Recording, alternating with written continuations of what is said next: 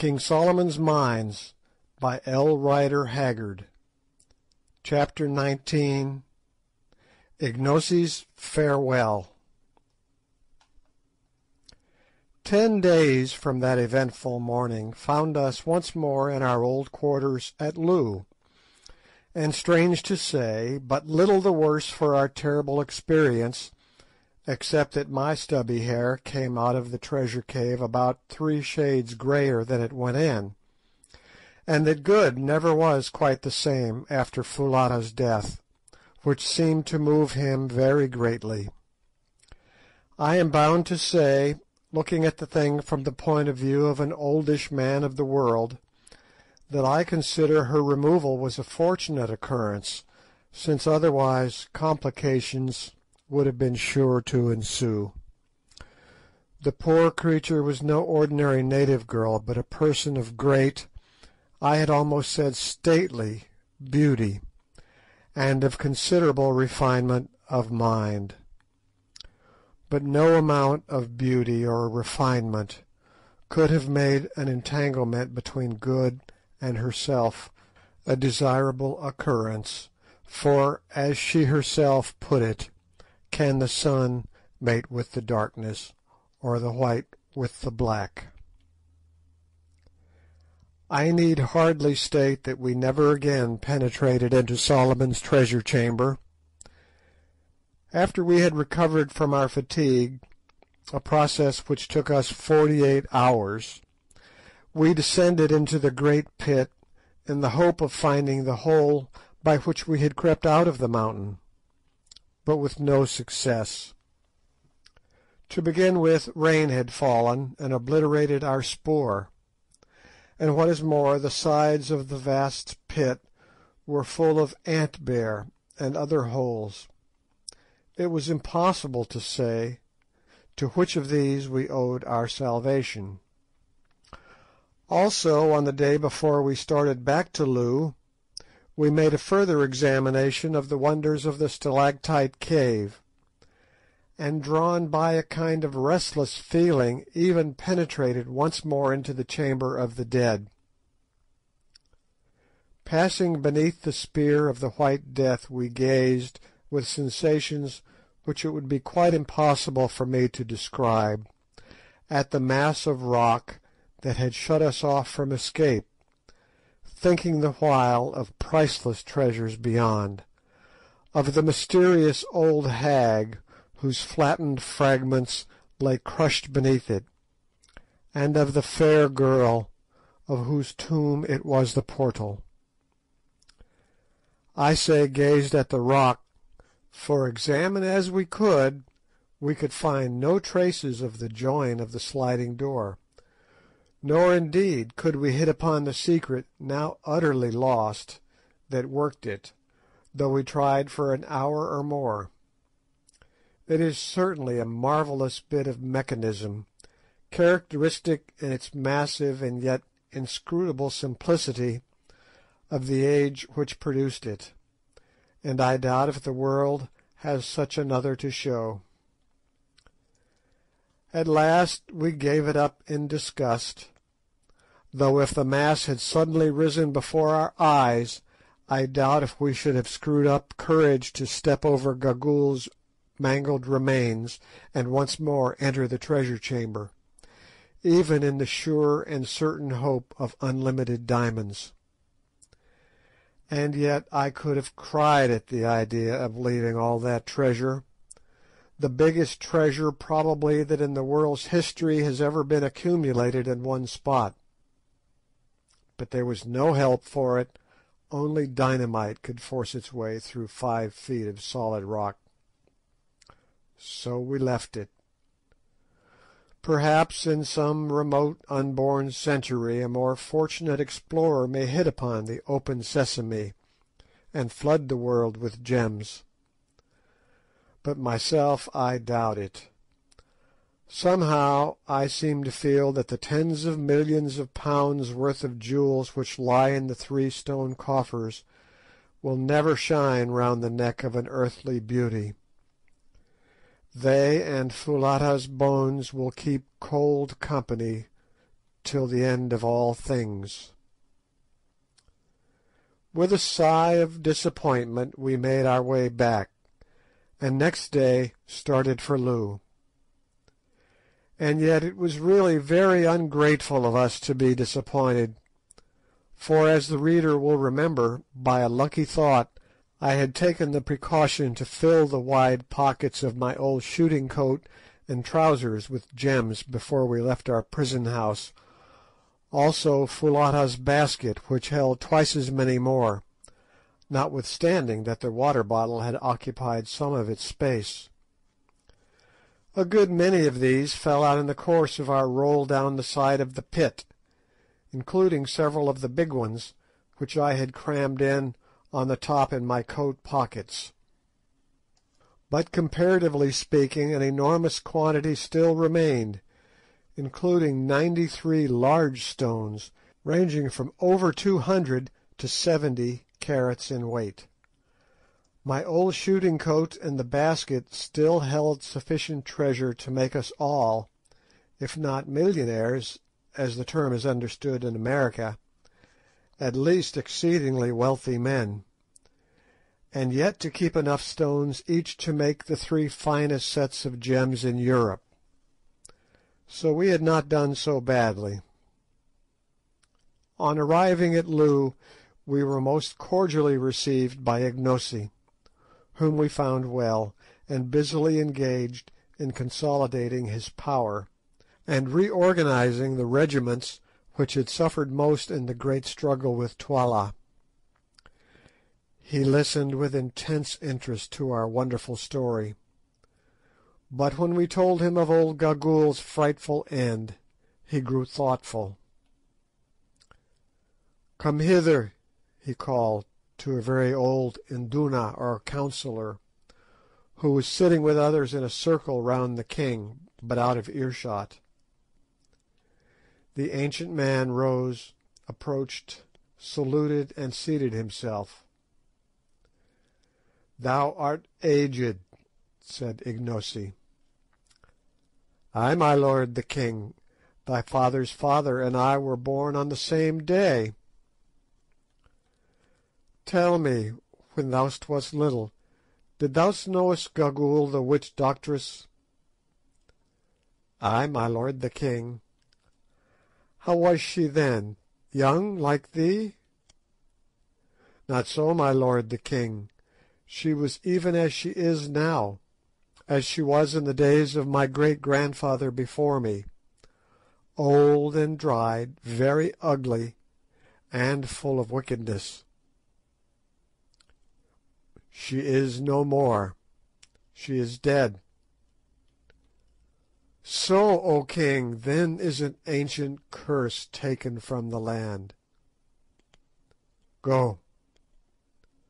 "Koom, I go, Black Puppy, who tore out the old dog's throat. Koom."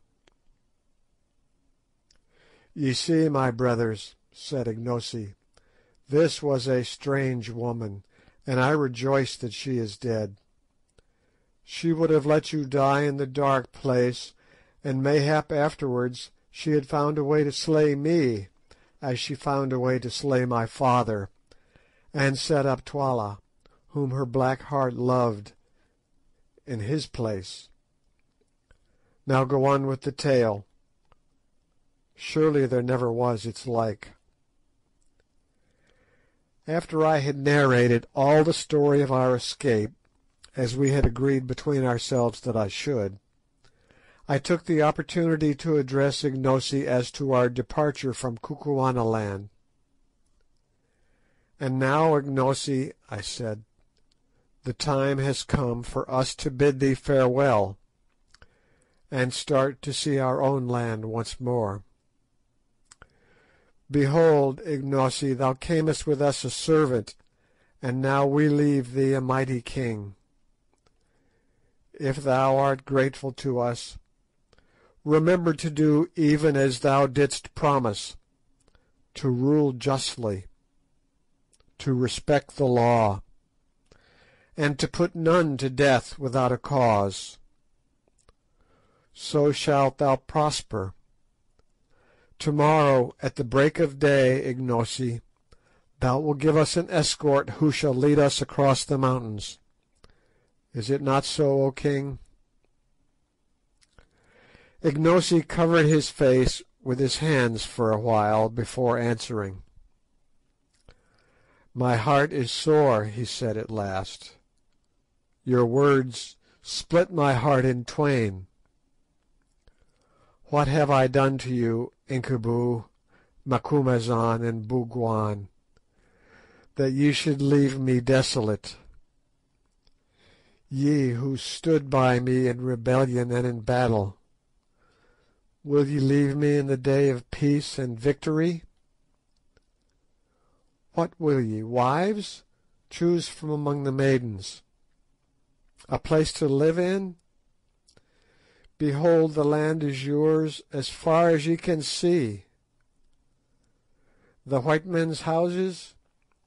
Ye shall teach my people how to build them. Cattle for beef and milk? Every married man shall bring you an ox or a cow. Wild game to hunt? Does not the elephant walk through my forests, and the river horse sleep in the reeds? Would ye make war? My impis wait your word. If there is anything more which I can give, that will I give you." "Nay, Ignosi, we want none of these things," I answered. "We would seek our own place." "Now do I learn," said Ignosi bitterly and with flashing eyes, "that ye love the bright stones more than me, your friend.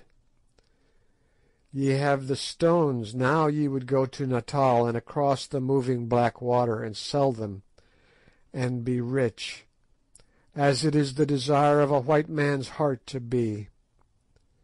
Cursed for your sake be the white stones, and cursed he who seeks them. Death shall it be to him who sets foot in the place of death to find them. I have spoken. White men, ye can go." I laid my hand upon his arm. "Ignosi," I said, "tell us, when thou didst wander in Zululand and among the white people of Natal, did not thine heart turn to the land thy mother told thee of, thy native place, where thou didst see the light, and play when thou wast little, the land where thy place was?" "It was even so, Macumazahn." "In like manner, Ignosi, do our hearts turn to our land and to our own place." Then came a silence. When Ignosi broke it, it was in a different voice. "I do perceive that now as ever thy words are wise and full of reason, Macumazahn. That which flies in the air loves not to run along the ground. The white man loves not to live on the level of the black, or to house among his kraals. Well, ye must go, and leave my heart sore, because ye will be as dead to me, since from where ye are no tidings can come to me. But listen, and let all your brothers know my words. No other white man shall cross the mountains, even if any man live to come so far.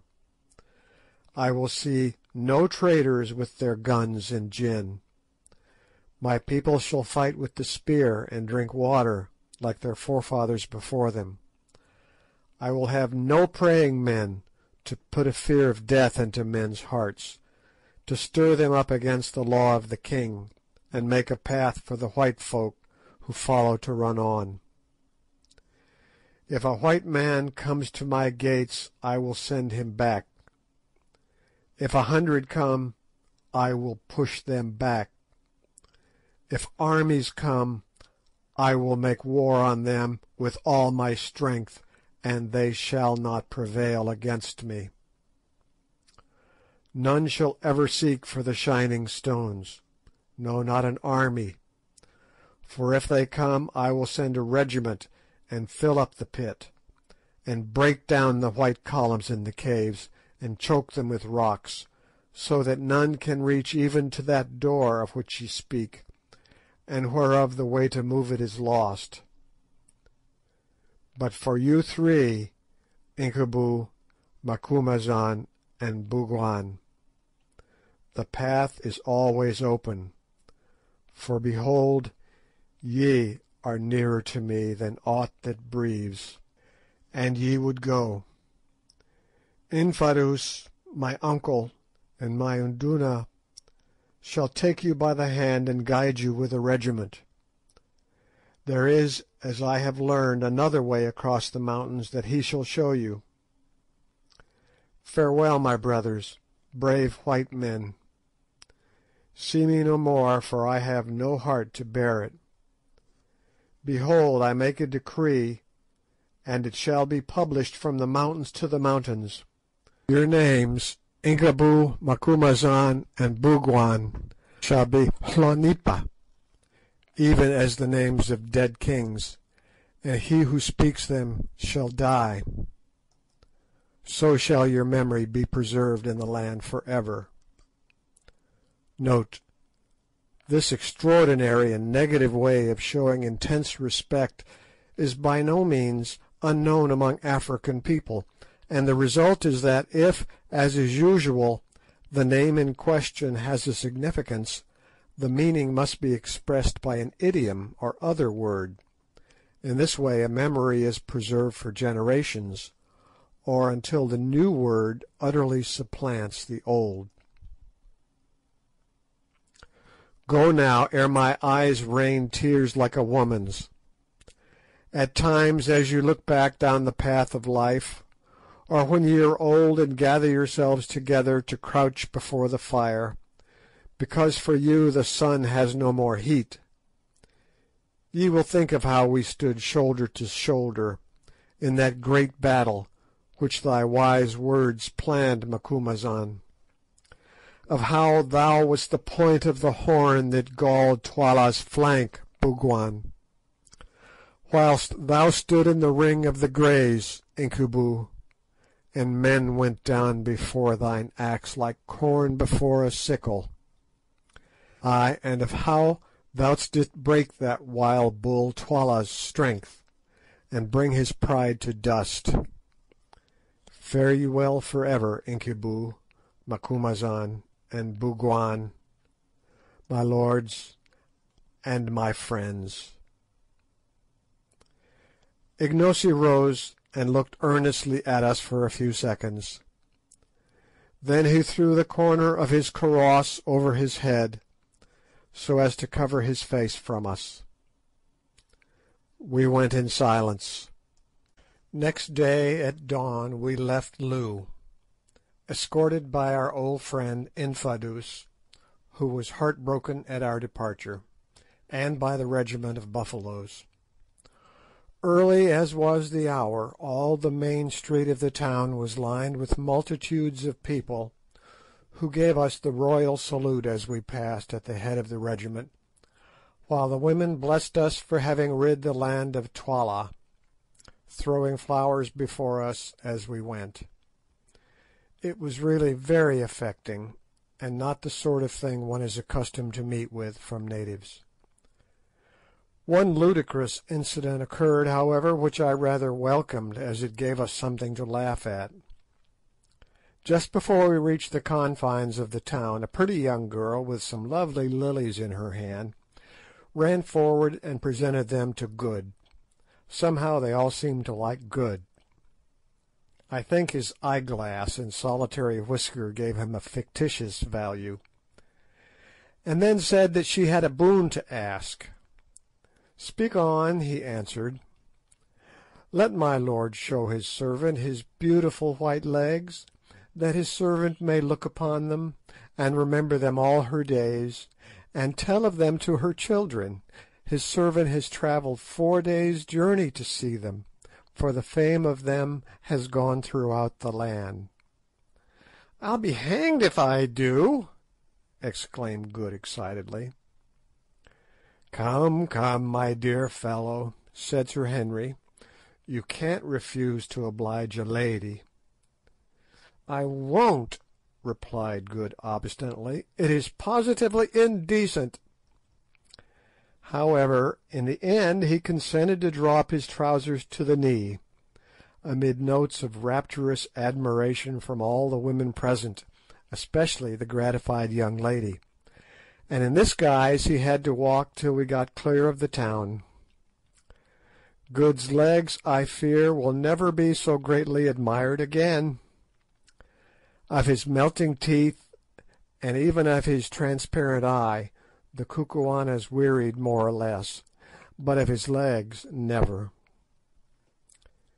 As we travelled, Infadoos told us that there was another pass over the mountains to the north of the one followed by Solomon's Great Road, or rather that there was a place where it was possible to climb down the wall of cliff which separates Kukuanaland from the desert, and is broken by the towering shapes of Sheba's Breasts. It appeared also that rather more than 2 years previously a party of Kukuana hunters had descended this path into the desert in search of ostriches, whose plumes are much prized among them for war head-dresses, and that in the course of their hunt they had been led far from the mountains and were much troubled by thirst.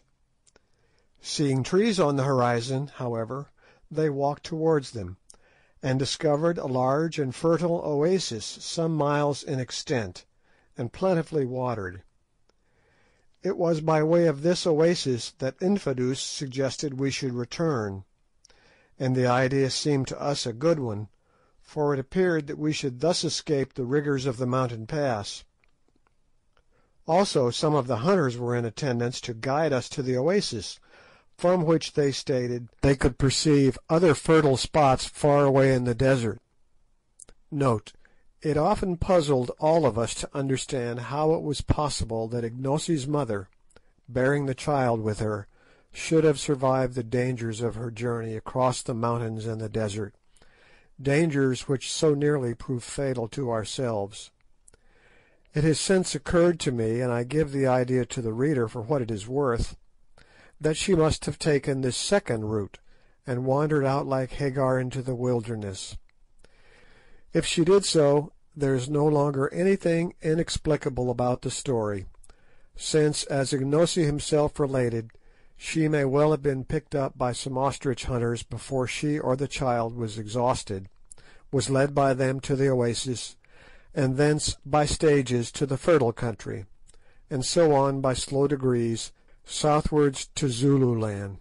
Allan Quatermain.